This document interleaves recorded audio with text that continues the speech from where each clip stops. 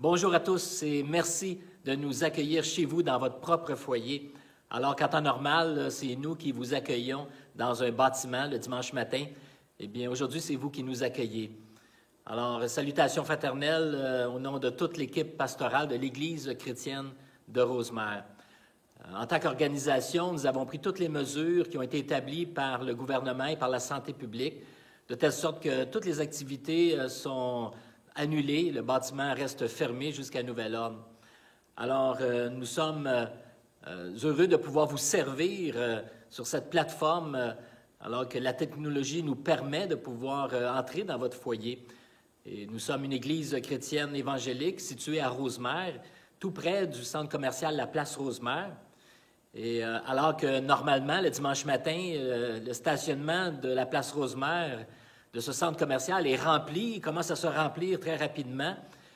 Les gens sont habitués le dimanche matin d'aller faire leurs emplettes, d'aller faire les commissions. Eh bien, ce matin, c'est complètement la désolation. Il n'y a pas personne ici en ce dimanche matin. Je suis seul à l'église présentement dans cette grande salle vide, mais en même temps, je ne me sens pas seul du tout parce que je sais que nous sommes réunis ensemble par le même esprit. Et que nous avons cette promesse de Jésus qui dit que là où 2 ou 3 sont assemblés en mon nom, je suis au milieu d'eux. Alors, merci Seigneur pour cette technologie qui nous permet de le faire, mais encore plus grand que la technologie est la présence du Saint-Esprit en nous et qui fait que nous sommes réunis ensemble dans un même esprit et nous avons accès au Père ensemble.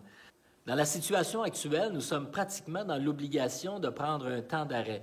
Que ce soit seul ou en famille, c'est un moment où je crois que c'est important de penser à nourrir notre être intérieur, nourrir notre âme.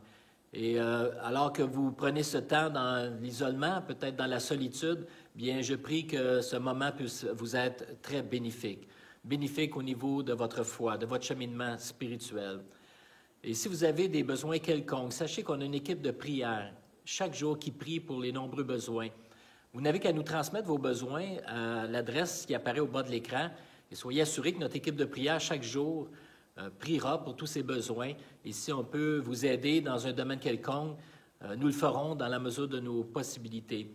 Alors, je vous souhaite de passer un bon moment et je vous invite à vous ouvrir à l'enseignement que vous allez entendre dans les prochaines minutes et plus encore, de vous ouvrir à Dieu, de vous ouvrir à son grand amour pour vous. Alors, soyez bénis de Dieu et passez un très bon dimanche. Merci.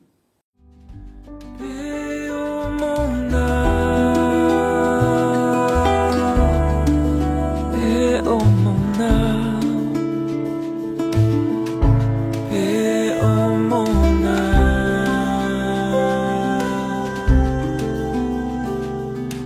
Bonjour à tous, mon nom est Stéphane Leclerc de l'Église chrétienne de Rosemère. Merci d'être présent pour cette réflexion de la parole. Vous connaissez l'expression populaire, hein? Loin des yeux, loin du cœur. Nous sommes tous loin les uns des autres, c'est vrai, mais nous sommes tous unis spirituellement par l'Esprit Saint, par la parole de Dieu, par notre foi commune en Jésus-Christ. Et ce même en cette période d'isolement. Alors que nous avons dû adapter rapidement une nouvelle thématique pertinente à cette situation de pandémie, je vais aborder une réflexion qui nous encouragera, je l'espère, de vivre l'Église différemment. Hein? C'est ça la nouvelle thématique pour l'instant, dans ces moments temporaires d'isolement, disons-le comme cela. Je propose ce matin une réflexion qui s'intitule « La parole de Dieu, un phare dans la nuit ». La parole de Dieu, un phare dans la nuit. Ma prière est que cet isolement que nous vivons tous nous rapproche de la parole de Dieu, des Saintes Écritures, en esprit et en vérité. Il est certainement le temps pour nous, plus que jamais, de prendre le temps de nous laisser interpeller par la parole de Dieu. La parole de Dieu est un phare dans la nuit. Nul doute, la parole de Dieu est un phare dans la nuit. Par la grâce de Dieu, nous bénéficions tous comme croyants, même isolés les uns les autres, d'un phare, d'une lumière dans la nuit, d'une parole de Dieu vivante qui est capable de nous donner une parole de réconfort, de soutien, de force et de sagesse. Nous bénéficions tous d'une lumière brillante dans la nuit de nos incertitudes. Une lumière au travers de nos peurs, peut-être, de nos anxiétés, pour certains d'entre nous. Une lumière remplie de promesses. Le psaume 119, particulièrement, nous donne une parole de Dieu, je crois, qui est très rassurante, qui est réconfortante, même en ce temps d'incertitude, face aux prochaines semaines, peut-être face aux prochains mois. Dieu seul sait le temps que tout cela va durer. J'ai eu à cœur de partager cette parole du psaume 119, le verset 5 avec vous ce matin, parce que c'est une bonne parole, une parole pour chacun de nous qui avons besoin de la lumière de Dieu. Et cette parole est « Ta parole est une lampe devant mes pas, elle éclaire mon sentier. » Ta parole est une lampe devant mes pas, elle éclaire mon sentier. Prions Dieu ensemble quelques instants. Merci de vous joindre à moi. Seigneur Jésus, on te remet cette parole ce matin. Anime-la par ton Esprit Saint. Fais-nous du bien, touche-nous là où nous sommes. Visite-nous. Donne-nous ton réconfort, Seigneur. Par ta parole, nous te le demandons dans le nom de Jésus. Amen. Depuis quelques jours, si vous êtes comme moi, nous sommes branchés sur les nouvelles, sur les points de presse des deux premiers ministres du Québec et du Canada. Nous avons ce besoin, comme citoyens du Québec, d'être éclairés, d'être informés, d'être orientés sur ce nouvel ennemi invisible que nous combattons tous ensemble. Nous avons plein de questions, beaucoup de questions. Il est normal aussi de vouloir des réponses. Nous voulons des réponses pour nous diriger dans nos choix, nos décisions tous les jours, nous situer, nous placer dans tout cela, nous protéger, on a besoin de se protéger, et certainement nous rassurer face aux prochaines semaines. À l'avenir, peut-être, on vit là-dedans. En lisant le psaume 119 la semaine dernière, j'ai réalisé encore une fois à quel point c'est le rôle de la parole de Dieu de nous diriger, de nous éclairer et de nous rassurer face aux incertitudes et aux défis de la vie en général. Sans l'enseignement de la parole, sans l'inspiration, Paix en mon âme, paix en mon âme, nous serions comme sans lumière, sans phare. paix en mon âme, Sans espérance et sans Dieu dans le monde. Il ne faut jamais sous-estimer le rôle de la parole de Dieu dans nos vies. J'ai eu cette inspiration cette semaine de vous partager l'importance de la parole de Dieu pour nourrir notre foi. Il est écrit, « L'homme ne vivra pas de pain seulement, mais de toute parole qui sort de la bouche de Dieu. » L'homme ne vivra pas de pain seulement, mais de toute parole qui sort de la bouche de Dieu. Profitons de ce moment d'arrêt obligatoire pour la plupart d'entre nous, pour laisser une place à la parole de Dieu dans nos dévotions de tous les jours. Dieu veut certainement nous parler dans cette situation peu commune, nous visiter, nous consoler, nous réconforter par sa parole et son esprit qui rend cette parole vivante. Le psaume 119, premier verset, débute par ces mots pleins de force et de signification. Heureux ceux qui sont intègres dans leur voie, qui marchent selon la loi de l'Éternel. Heureux ceux qui gardent ses préceptes, qui le cherchent de tout leur cœur. Qui le cherchent de tout leur cœur. Ça m'interpelle. Dieu se laisse trouver par celui qui le cherche dans sa parole de tout son cœur. La parole de Dieu nous enseigne qu'il est heureux celui qui marche en référence à sa parole. Il est heureux celui qui cherche Dieu de tout son cœur et qui garde sa parole. Promesse de bonheur. La parole vivante de Dieu nous enseigne comment vivre en relation avec Dieu et avec les autres. La parole de Dieu nous enseigne comment faire pour prendre garde, rester attaché à lui, ne pas s'éloigner de cette source de vie dont nous avons tant besoin. Nous avons tous besoin de Dieu. La parole de Dieu nous procure cette vie spirituelle dont notre être profond a besoin pour garder notre foi vivante. Bref, la parole de Dieu source de vie, de réconfort, nous donne cette nourriture dont nos cœurs ont besoin. Je vous invite cette semaine de lire le psaume 119, un petit devoir, alors que nos activités régulières d'Église sont en période d'arrêt, bouleversées par cette pandémie. Prenons le temps de nous exposer à la parole, au psaume 119, et de la méditer. J'ai relu dernièrement un écrit classique de Jacques Ellul, un théologien, un philosophe bien connu, qui a écrit le livre, et plusieurs autres, il a écrit le livre « La subversion du christianisme ».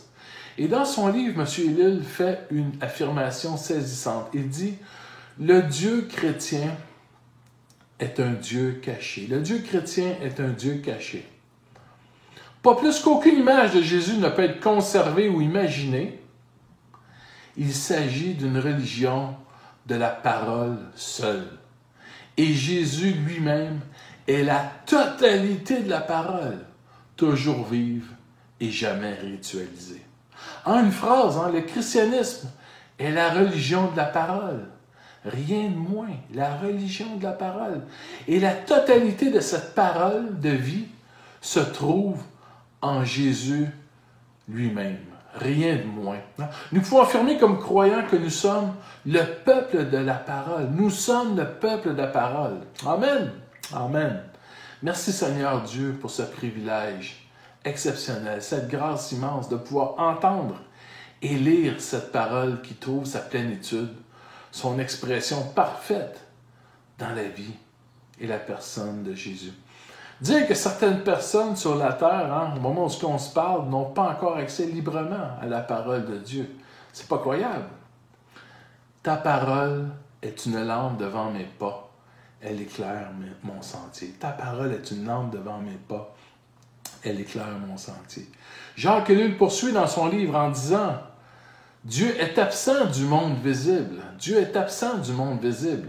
Et à la place du monde visible, la Bible place la parole de Dieu comme seule relation possible avec Dieu. » La Bible place la parole de Dieu comme seule relation possible avec Dieu. Dieu parle par sa parole, l'homme parle, il répond, et il n'y a rien d'autre. Fin de la citation. D'un point de vue spirituel, il n'y a rien en dehors de la parole de Dieu. La parole de Dieu est au cœur de notre foi. La parole de Dieu, Jésus, est l'auteur de notre foi et la rend à la perfection. La parole de Dieu est la révélation ultime de Dieu, inspirée en Jésus-Christ.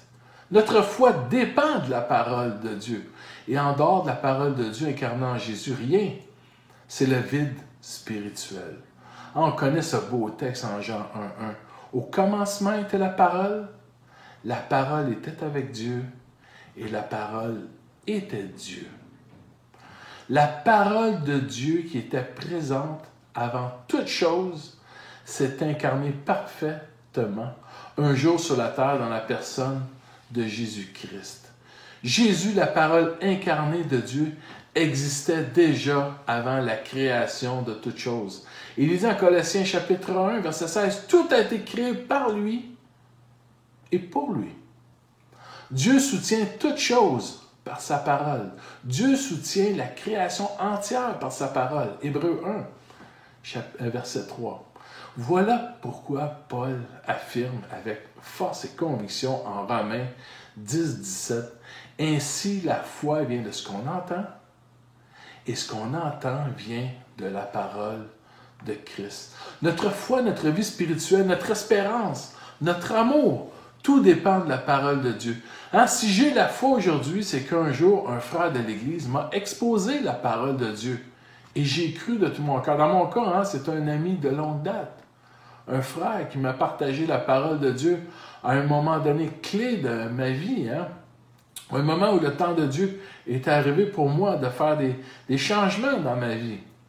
Et la parole de Dieu a eu l'effet de ressusciter quelque chose en moi. La parole de Dieu m'a donné une vie nouvelle. Amen. J'ai cru à ce moment de ma vie que la parole de Dieu était assez puissante pour me sortir de mes égarements, de mon isolement et du mensonge que je nourrissais sur moi-même, sur les autres et sur Dieu. J'ai reçu une copie du Nouveau Testament d'un frère à l'âge de 21 ans. à une époque où j'étais sur le chômage, comme on disait, hein, sans emploi, où j'avais tout mon temps pour lire la parole. Je ne faisais que ça. À cette époque, hein, je la lisais sans arrêt. Je lisais le Nouveau Testament, particulièrement. Et quand je le terminais, je la recommençais. Et je recommençais. Et je dévorais littéralement la parole de Dieu. La première année, j'ai lu le Nouveau Testament une fois par mois, d'un couvert à l'autre. Je me souviens très bien. Hein, j'étais dans mon lit, là, puis je lisais. J'avais une faim et une soif inaltérable, sans fin pour la parole de Dieu. En m'appropriant la parole de Dieu pour moi, j'ai été un peu comme ces deux disciples sur le chemin d'Emmaüs qui marchaient avec Jésus en chemin. Hein. J'expérimentais chaque jour cette parole de Luc 24, 32, hein, où il est dit « Notre cœur ne brûlait-il pas au-dedans de nous lorsqu'il nous parlait en chemin? » Il nous expliquait les Écritures. Notre cœur ne brûlait-il pas au-dedans de nous? Hein? En lisant la parole, mon cœur brûlait littéralement. Mon cœur brûlait en dedans de moi, comme ces premiers disciples qui recevaient la parole de Dieu par Jésus pour la première fois. Hein? J'avais en moi un témoignage intérieur puissant de la puissance de Dieu. Ta parole est une lampe devant mes pas. Elle éclaire mon sentier. Ta parole est une lampe devant mes pas. La parole de Dieu est un guide fondamental pour notre marche avec Dieu. Nous devons nous y attacher de tout notre cœur, y mettre toute notre confiance, nous mettre à l'écoute de cette parole et y répondre en la pratiquant. Jacques, chapitre 1, verset 25, fait une belle citation. Il dit « Mais celui qui aura plongé les regards dans la loi parfaite, la parole, hein, la loi de la liberté, et qui aura persévéré, n'étant pas un auditeur oublieux, mais se mettant à l'œuvre, celui-là sera heureux dans son activité. » Amen. Oui, la parole de Dieu dans nos vies nous rend heureux par l'action du Saint-Esprit. Mais il faut l'entendre, il faut l'écouter.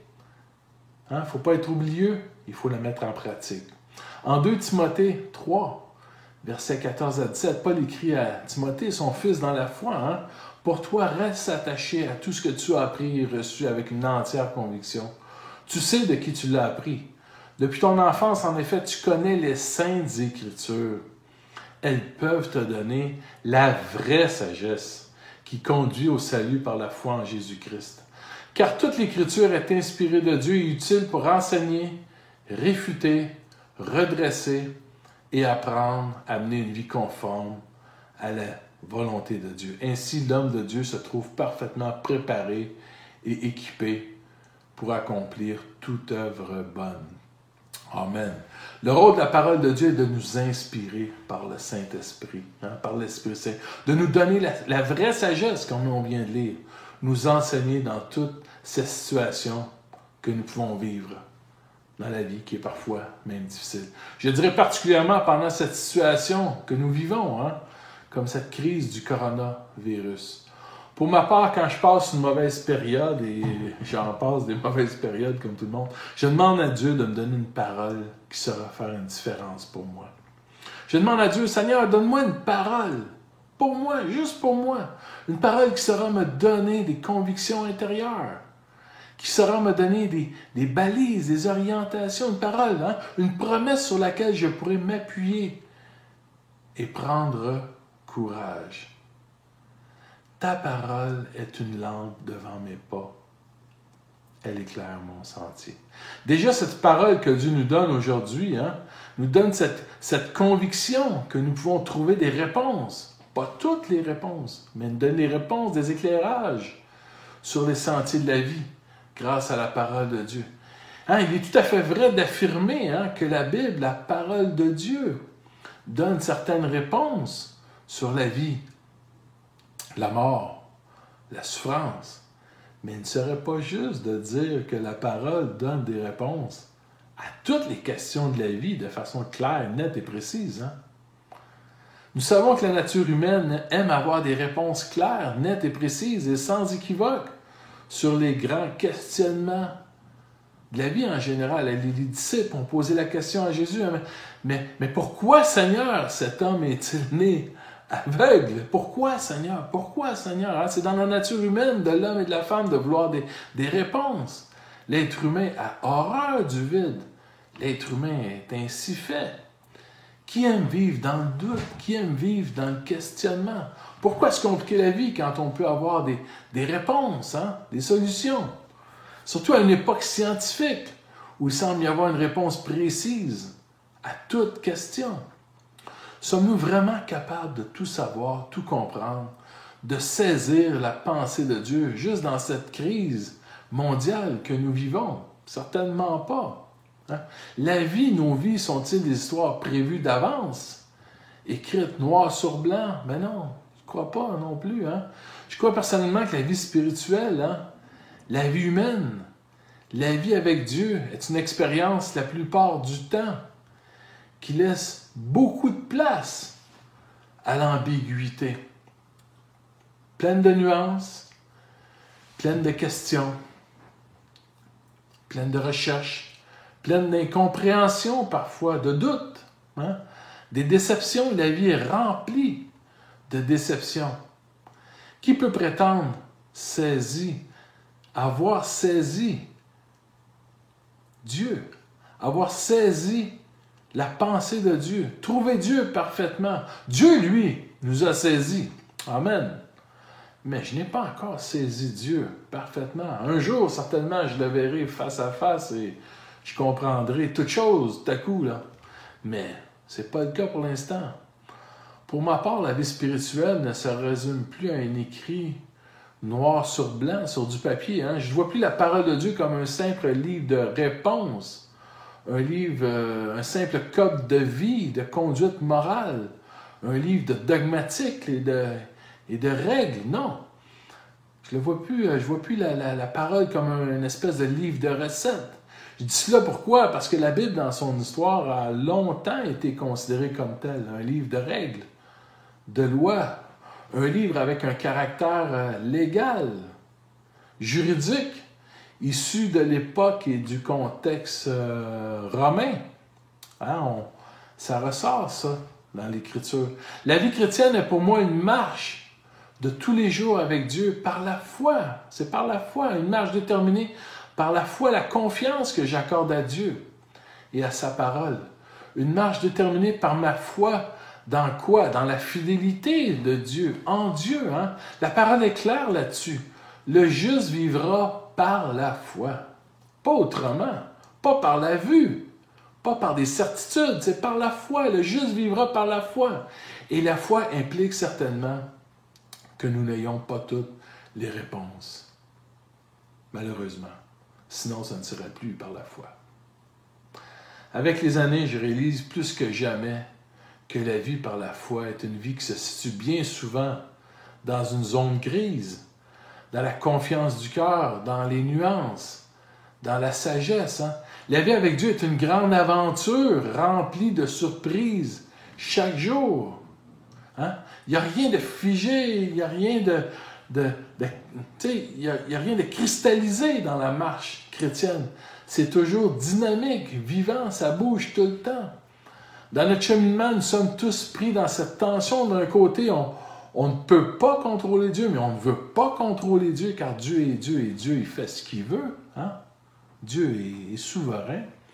Et de l'autre côté, on a ce besoin d'être assuré, de comprendre, d'avoir des réponses, exorciser nos peurs parfois. Mais dans toutes les situations de la vie, qu'elles soient heureuses ou malheureuses, nous savons que Dieu, au travers de sa parole, nous inspire, heureusement. Dieu est fidèle, il nous transmet la sagesse nécessaire pour nous aider à prendre des bonnes décisions chaque jour. Heureusement que c'est comme cela que ça fonctionne, parce que ça nous permet d'être des humains capables de réfléchir par nous-mêmes. Hein? On n'est pas des marionnettes, on n'est pas des robots. Hein? Avec l'aide de Dieu, avec l'aide de l'Esprit Saint et de sa parole inspirée. Hein? Dieu nous rend capables de faire des choix, de prendre des décisions, d'être des gens responsables, libres, en référence à sa parole. Hein? Le Seigneur, c'est l'Esprit, et là où est l'Esprit du Seigneur, là est la liberté. Amen.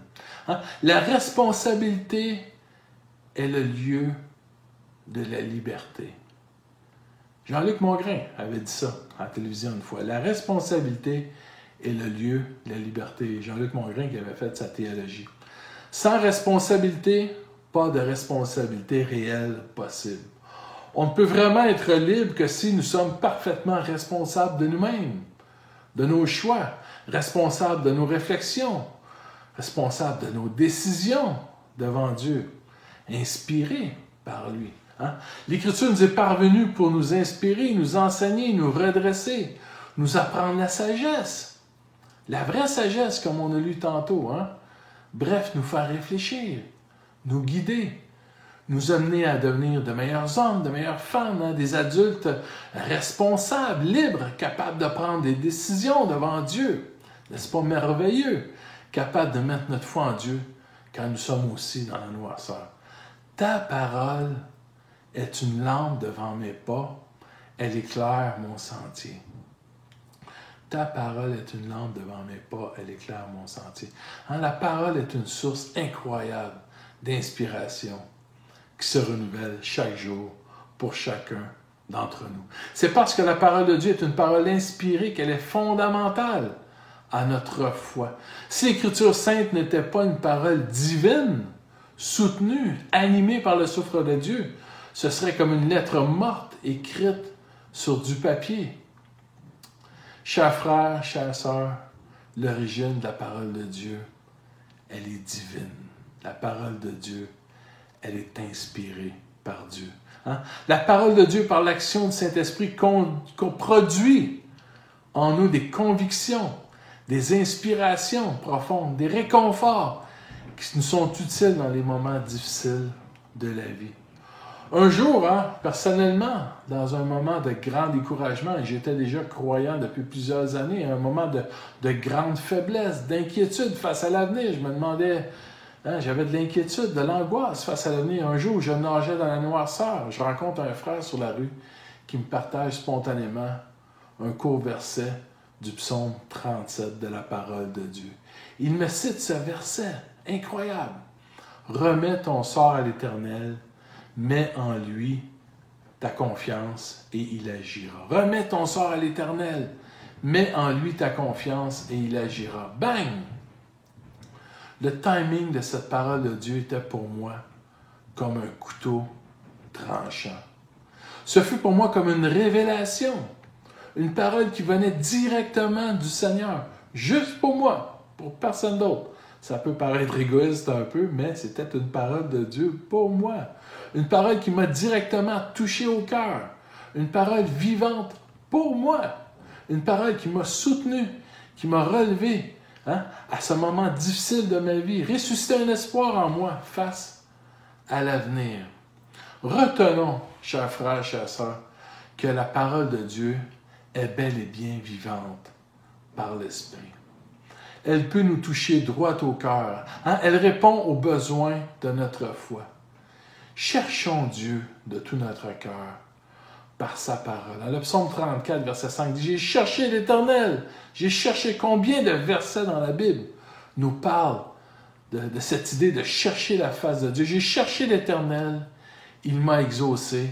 Il m'a délivré de toutes mes peurs. De toutes mes terreurs, excusez. Il m'a délivré de toutes mes terreurs. Amen. Demandez à Dieu cette semaine, dans vos temps de dévotion, qu'il vous donne une parole vivante juste pour vous, pour les besoins de votre foi. Ouvrez votre Bible, laissez-la ouverte, traînez sur la table, allez la lire, revenez, faites un va-et-vient avec la parole de Dieu. Cherchez la face de Dieu dans sa parole cette semaine. Et il vous parlera, je vous garantis, le Seigneur va vous donner une bonne parole qui va répondre aux besoins de votre foi. Désirez de Dieu une inspiration qui saura vous relever dans vos défis présents et peut-être dans ce défi collectif que nous vivons tous présentement. Peut-être que Dieu vous donnera une bonne parole que vous pourrez partager avec un de vos proches. Aussi, hein, un frère, une sœur. Et si Dieu vous donne une parole de vie cette semaine, une bonne parole là, qui vous touche, hein, n'hésitez pas à m'écrire par courriel pour me la partager. J'aimerais ça, moi, les entendre, ces paroles-là, à leclerc.steph @videotron.ca. Leclerc.steph @videotron.ca. Hein? Ta parole est une lampe devant mes pas, elle éclaire mon sentier. Ta parole est une lampe devant mes pas, elle éclaire mon sentier. Que Dieu bénisse sa parole richement dans nos vies. Et je demande à Dieu qu'il vous donne une bonne parole cette semaine. En terminant, je vous propose 2 chants. 2 chants de jeunesse en mission. Le premier, c'est Ta parole, qui reprend ce verset que nous avons cité à plusieurs reprises. Ta parole. Et le deuxième chant, c'est Comme un phare dans la nuit. Parce que oui, la parole de Dieu est un phare dans la nuit. Et peut-être pour certains, présentement, dans tout ce que nous vivons au Québec, la noirceur est plus grande que pour d'autres. Et je demande à Dieu, en cet instant, qu'il soit avec vous d'une façon particulière, que vous ayez une grâce spéciale dans votre vie.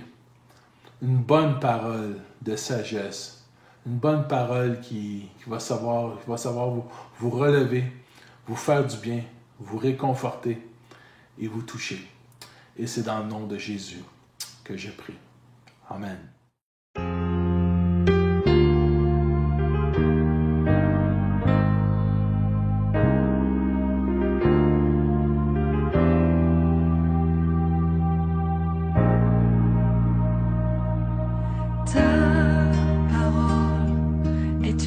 Devant mes pas, elle éclaire mon sentier.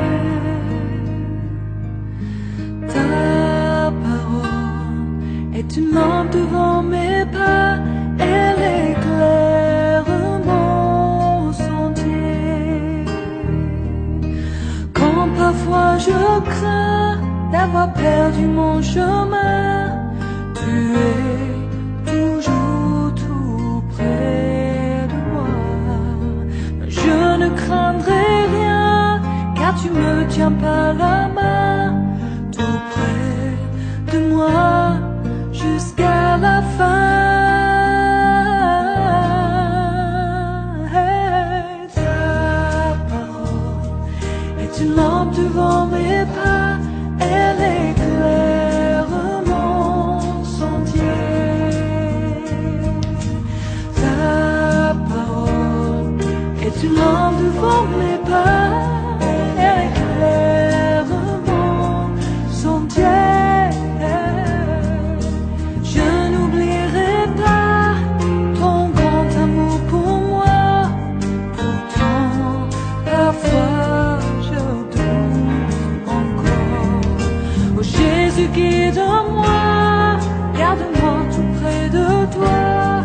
Je veux t'aimer jusqu'à la fin.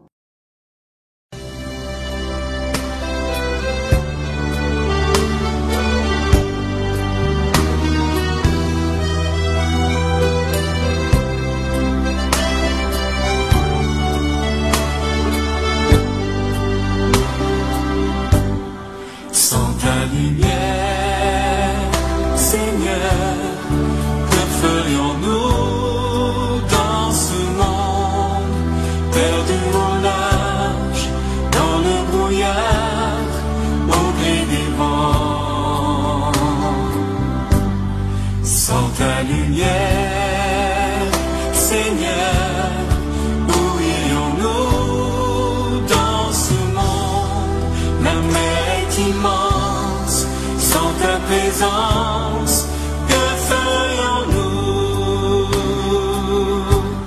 Comme un phare dans la nuit, tu brilles sur tes enfants, tu nous guides vers le nord, au cœur de ton amour. Comme un phare dans la nuit, tu brilles sur tes enfants, tu nous guides vers le nord, au cœur de ton amour. Sans ta lumière, Seigneur, que serions-nous dans ce monde en perdition, sans direction, cherchant la voie? Sans ta lumière, Seigneur, où irions-nous dans ce monde? Que décider, qui écouter, que ferions-nous? Comme un phare dans la nuit, tu brilles sur tes enfants, tu nous guides vers le bord, au cœur de ton amour. Comme un phare dans la nuit, tu brilles sur tes enfants, tu nous guides vers le bord, au cœur de ton amour.